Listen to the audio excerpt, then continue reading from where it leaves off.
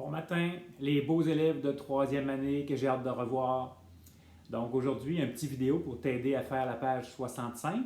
Si tu ne te souviens plus comment faire le numéro 4, tu peux aller voir la vidéo d'hier.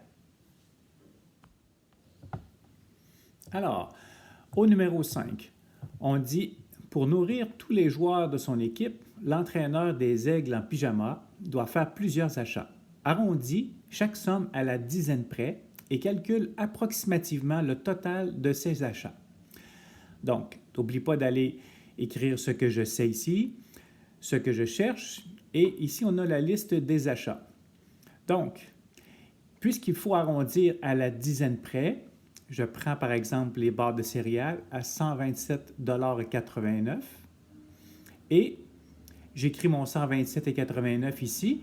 Je souligne la position à laquelle je veux arrondir. Ici, c'est les dizaines près.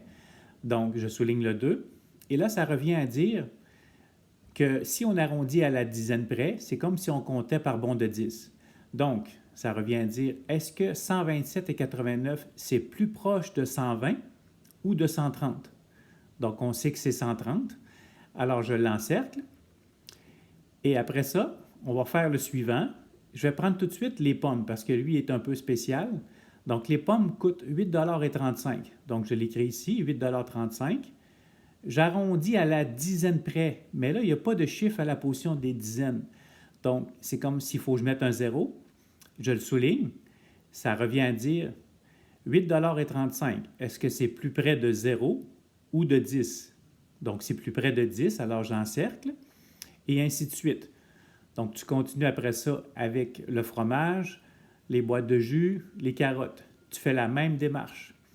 Et quand tu vas avoir terminé, il va te rester juste à calculer approximativement tous les nombres.